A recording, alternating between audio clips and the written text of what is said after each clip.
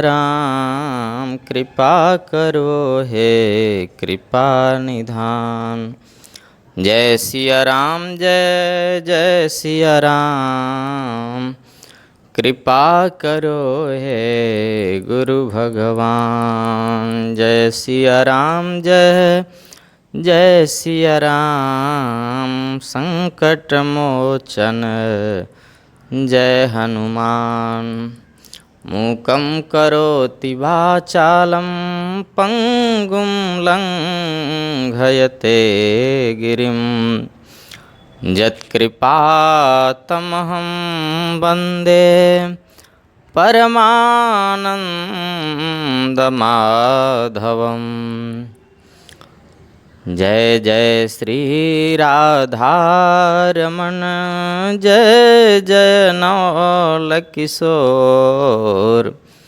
जय गोपी चितचोर प्रभु जय जय माखन चोर। हनुमत आय बिराजिए कथा होत इतिहास। तुम सेवक रघुबीर के हम तव चरणन दास। श्री राम कथा के रसिक बरा भक्तराज कपिधीर। आय सुवासन लीजिए तेज पुंज कपिवीर। यत्र यत्र रघुनाथ कीर्तनं तत्र तत्र कृतमस्तकाञ्जलिं।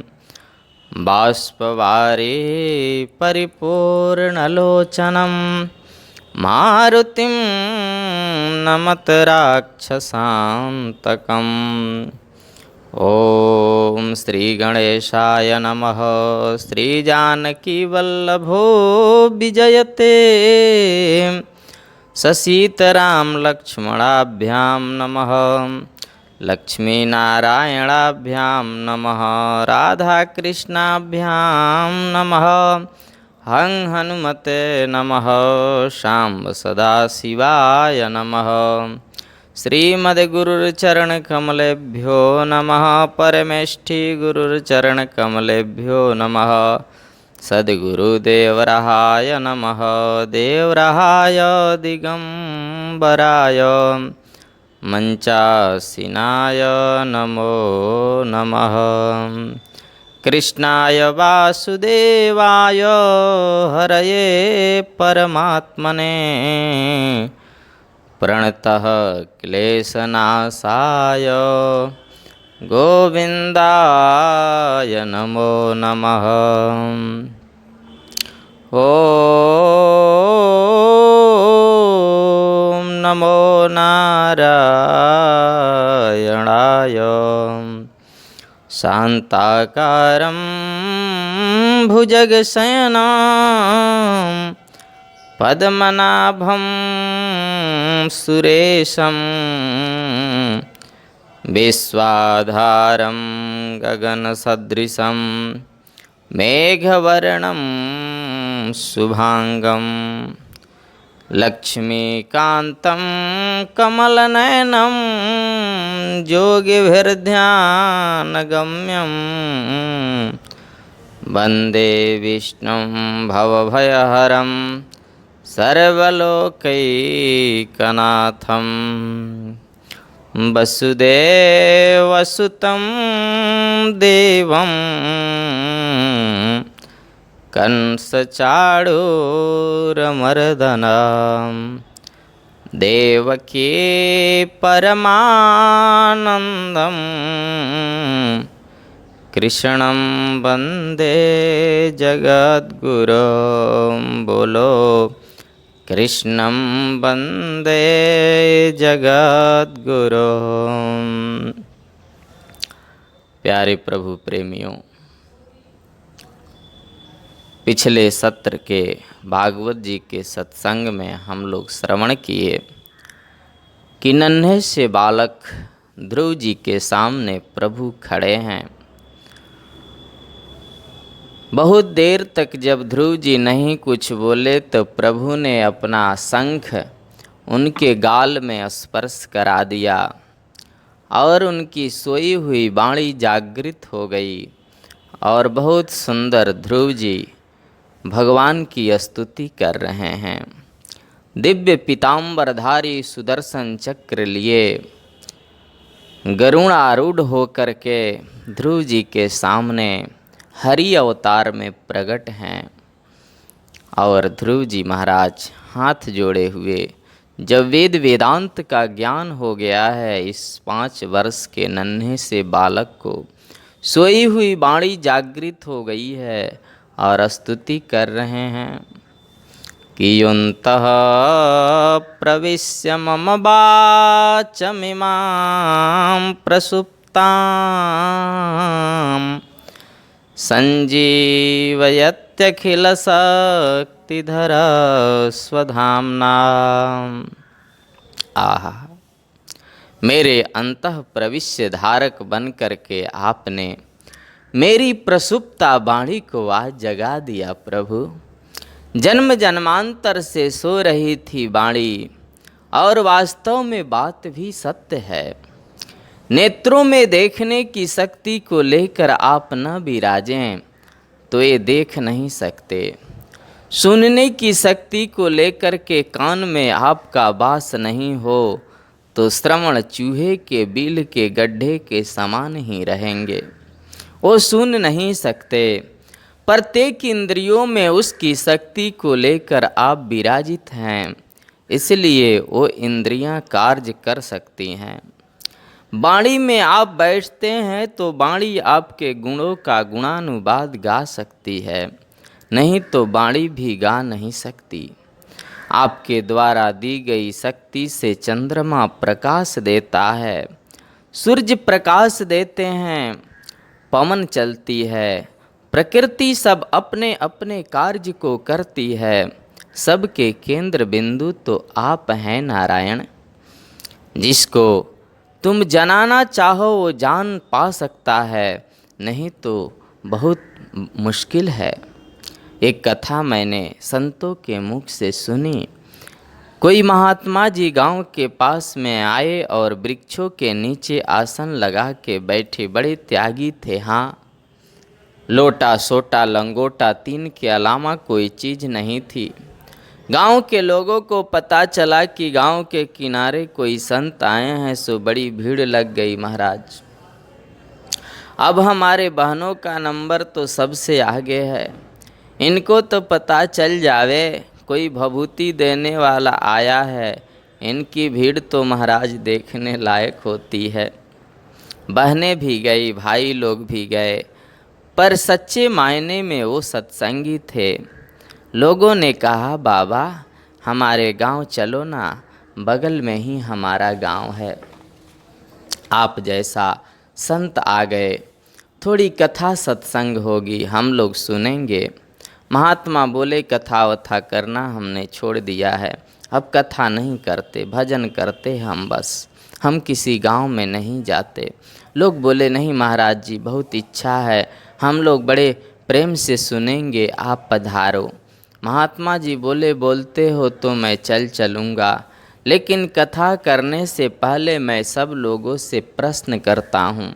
मेरे प्रश्नों का जवाब दोगे तो कथा कहेंगे। हाँ हाँ, लेकिन महाराज हम क्या जवाब दे सकते हैं, हम लोग ठहरे अनपढ़ गंवार आदमी, आपके प्रश्न। बाबा बोले, नहीं नहीं, तुम्हें ज़्यादा कुछ करना नहीं है, मैं कुछ पूछूं तो हाँ बोलना या ना बोलना है बस। बोले, हाँ या ना तो बोल ही सकते हैं, कोई ख़ास बात नहीं है। पंडाल बना दिया, व्यास गद्दी सजा दी, बड़ी सुंदर व्यवस्था कर दी। अच्छा, पहले प्यार से बोलिए नारायण हरि। महात्मा जी मंच पर बैठे, बड़ी भीड़ लगी थी।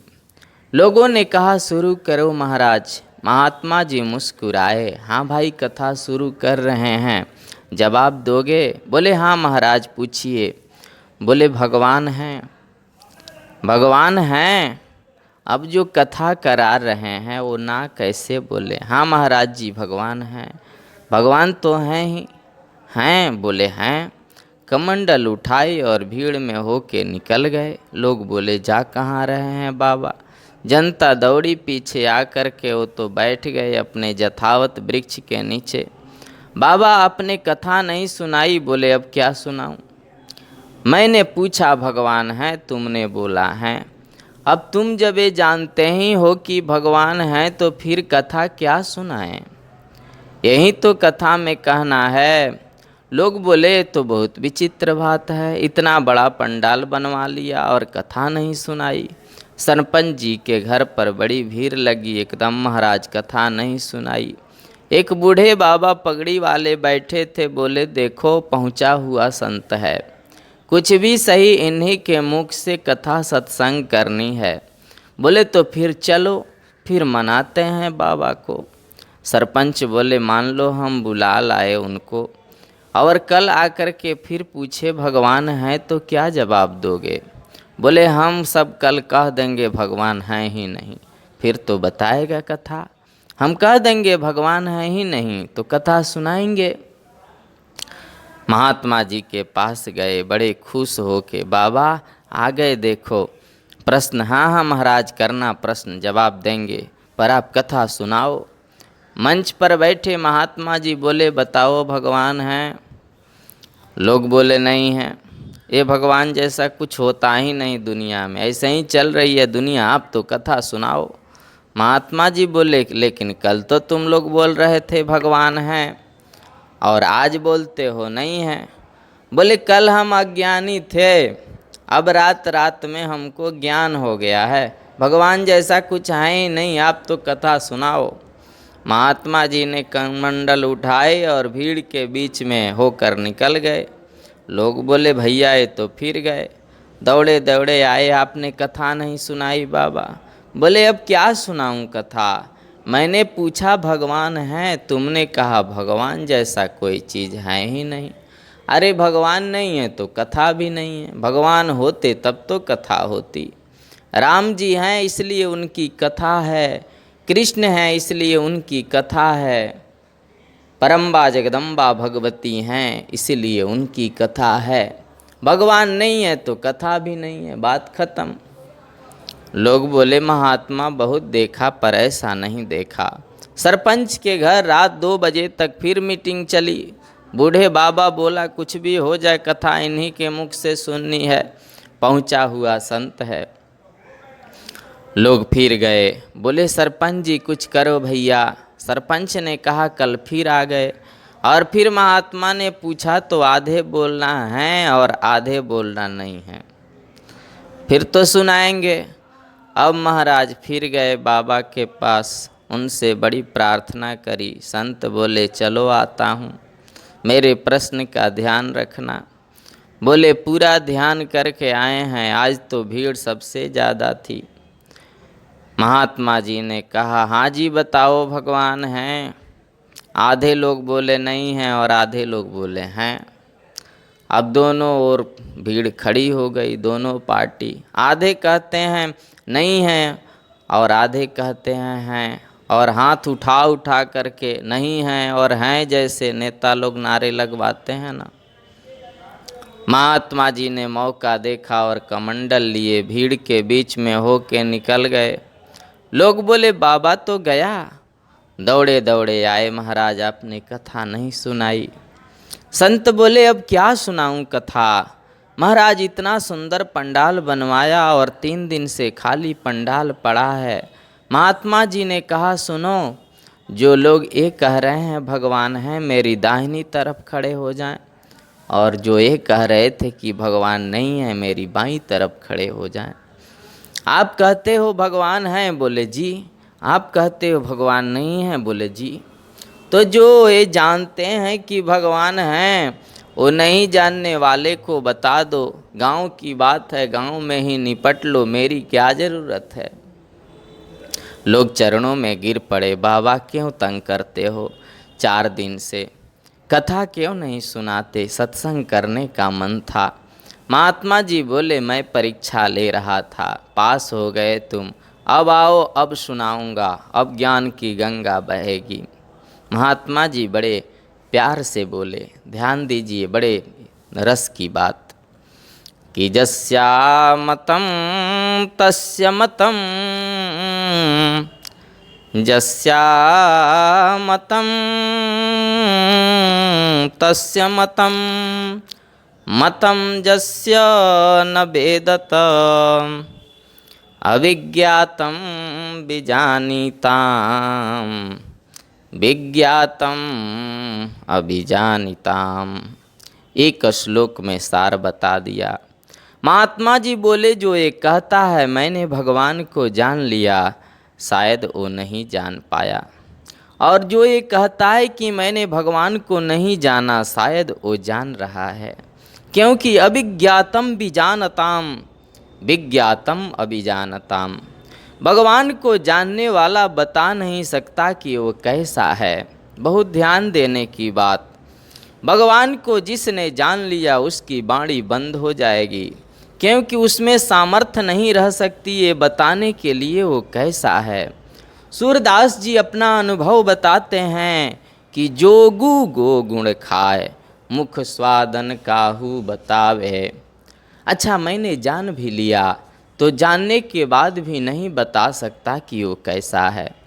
जैसे आपने खीर कभी नहीं खाई और मैंने खीर खाई, मैं हंस रहा था, आप बोले महाराज काहे को हंस रहे हो?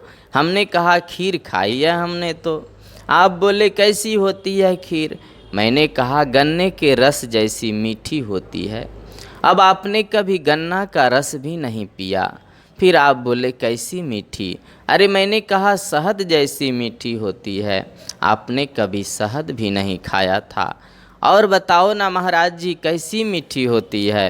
अरे मैंने कहा खाड़ जैसी मीठी होती है। फिर अरे कभी खाड़ भी आपने नहीं खाई। फिर आपने कहा और बताओ ना साहब कैसी मीठी होती है? मैंने कहा भैया खीर मीठी होती है चीनी जैसी। अब आपने चीनी भी कभी नहीं खाई। फिर बोले बताओ ना कैसी मीठी? मैंने कहा गुड़ जैसी मीठी। आपने कभी गुड़ भी नहीं खाया। मैं कितना भी बोलूं मीठी मीठी मीठी मीठी, आपका मुख तो मीठा तभी होगा जब आप भी खा के देखेंगे। मेरे मीठा कहने से तो आपका मुख मीठा नहीं हो सकता। इसलिए परमात्मा का जो स्वरूप है ना, वो क्या है? उसको जिसने जान लिया वो कितना भी प्रयास करे दूसरों को बता नहीं सकता। दूसरा तो तभी समझ सकता जब वो भी जान ले कि वह कैसा है। केवल बताने से तो हो नहीं सकता। गूंगे आदमी ने गुण खा लिया, वो कितना भी बोले गुण गुण गुण बोल ही नहीं सकता, बता ही नहीं सकता। वाणी की पहुँच ही नहीं है। ये तो चिंतन का विषय है। इसलिए एकांत में बैठो और उस प्रभु का नित्य चिंतन करो। कल भगवान कपिल देव चिंतन के प्रक्रिया की सरलीकरण कर रहे थे, बस उसका चिंतन करें। ध्रुव जी कहते हैं कि भक्तिम मोह प्रवहतां त्वयि में प्रसंगो। आहा, संतों के चरणों में प्रीति रहे, आपके स्नेहियों के चरणों में मेरा अनुराग रहे, और सत्संग मुझे समय समय पर मिलता रहे। क्योंकि संतों का संग मिलता रहेगा तो आपकी चिंतन की प्रक्रिया बतलाएंगे, चिंतन की गति बढ़ेगी और तुम प्राप्त हो जाओगे। ये नारद जी की वजह से हुआ है। भगवान ने देखा ये मांग रहा है भक्ति, ठीक है, लेकिन इसके मन में एक अंकुर जगा हुआ है, और वो अंकुर जगा है मुझे गद्दी पर बैठकर सौतेली माँ को दिखाना है। इसकी भी पूर्ति हो जाने दो, फिर इसको ढंग से अपने पास ही बुलाएंगे। प्रभु ने कहा अभी तुम जाओ बेटा और जाकर प्रशासन करो, मुझे तो तुम्हें पाना ही है। ध्रुव जी लौट करके आए। माता पिता ने और सौतेली माँ ने सब सत्कार किया, सब लोग जानते हैं कथा। फिर ध्रुव जी आए, मंच पर बिठाए गए, राजगद्दी मिली। पिताजी बोले, जीवन का कोई भरोसा नहीं है बेटा, क्योंकि नारद जी ने उनको उपदेश पहले ही कर गए थे और पिताजी महाराज और छोटी माता ये तो वन को चले गए। अब गद्दी पर बैठने के बाद, तिलक हो जाने के बाद ध्रुव जी को बहुत गलानी हो रही है।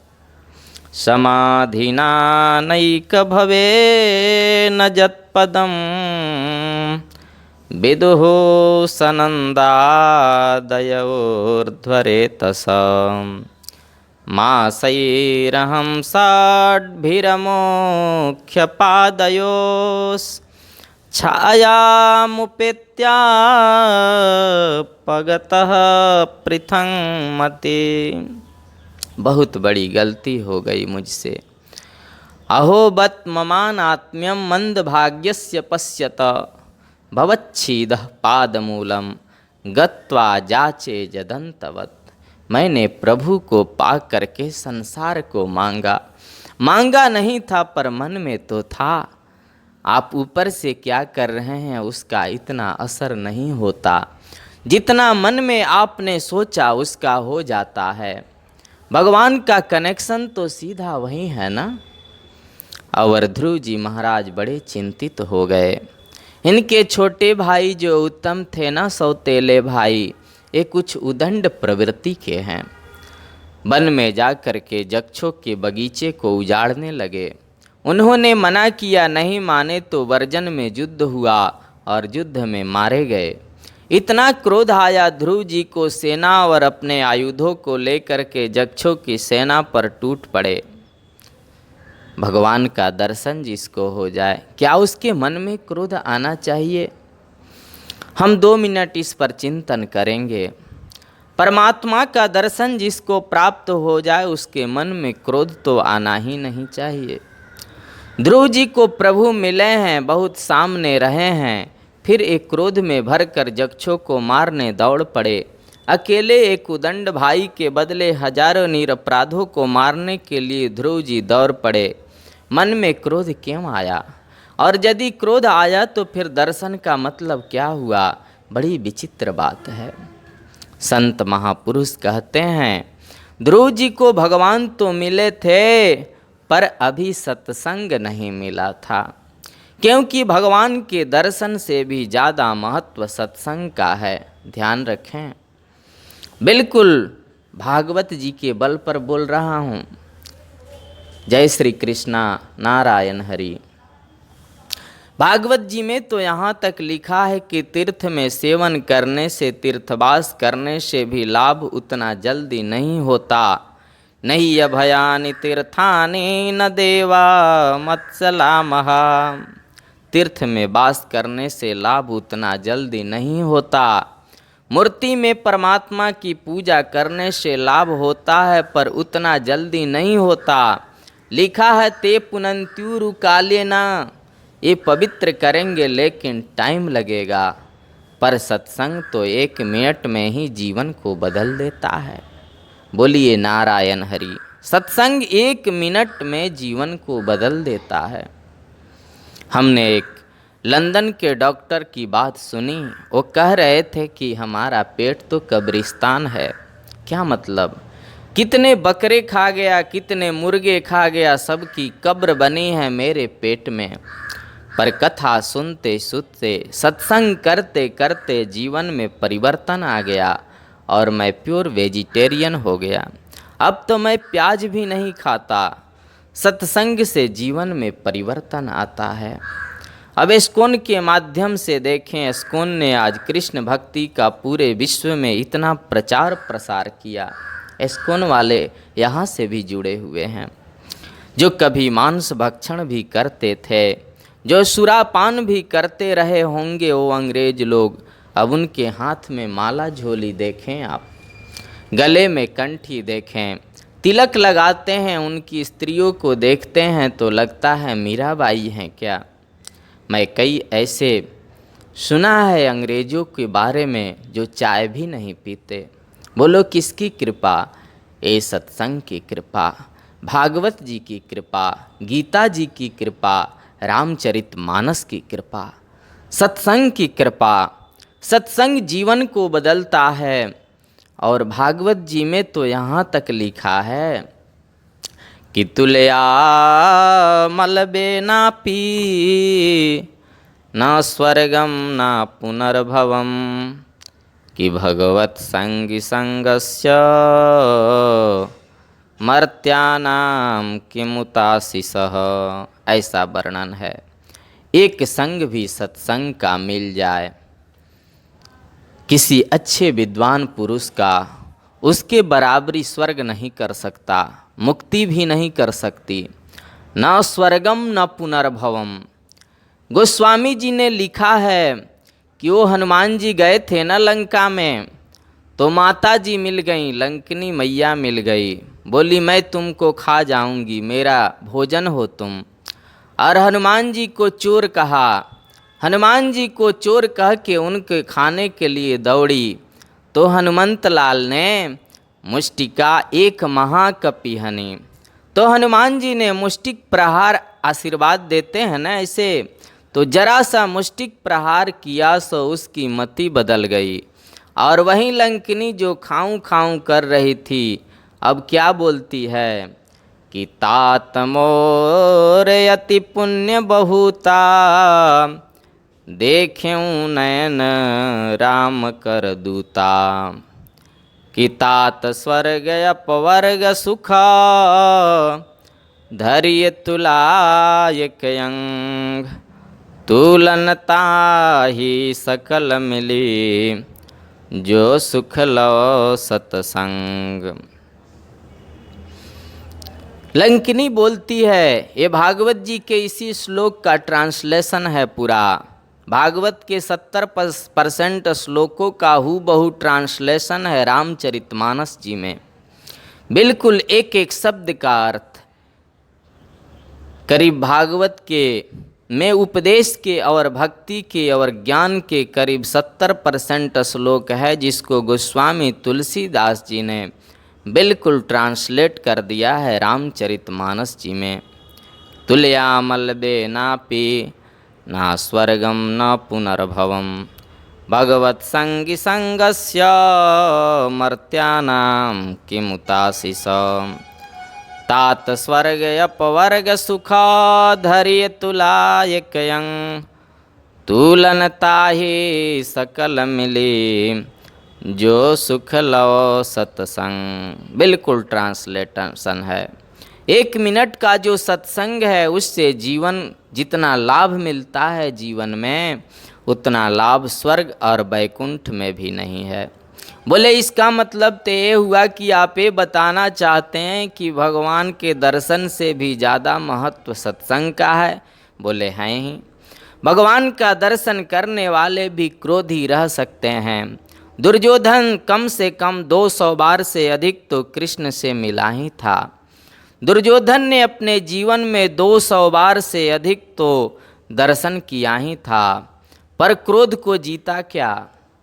शिशुपाल भी कम से कम 15 बार से ज़्यादा तो गोविंद से मिला ही था।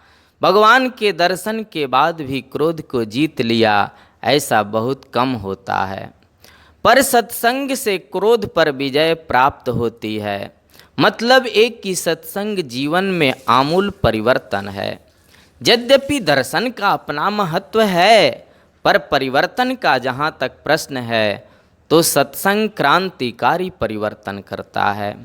और ध्रुव जी जब युद्ध के चरम परिणति में पहुँच रहे थे, स्वयंभू मनु आकाश मार्ग से आए। ये ध्रुव जी के दादाजी लगते हैं, खास बाबा, पिता के पिता।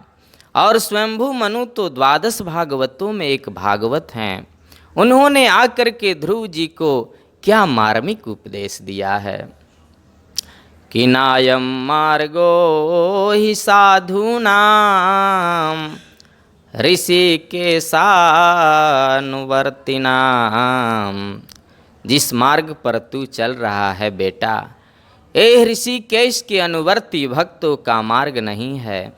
परमात्मा के चरणानुरागी वैष्णव भक्त का ये मार्ग नहीं है बेटा, जिस पर तू चल रहा है। भगवान इससे प्रसन्न नहीं होते। आरती करनी चाहिए, पूजा करनी चाहिए, उपासना बहुत जरूरी है, परंतु ये भाव भी मन में होना चाहिए कि सब में वो बैठा है।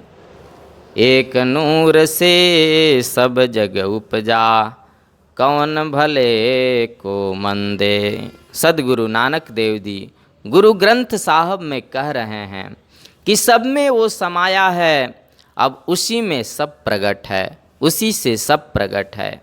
एक उदंड भाई के चलते हजारों निरपराधों को मारना बुद्धिमानी नहीं है, क्योंकि तितिक्षया कारुणया मैत्र्या चाखिल जंतुषो समद्वे न च सर्वात्मा भगवान संप्रसीदति।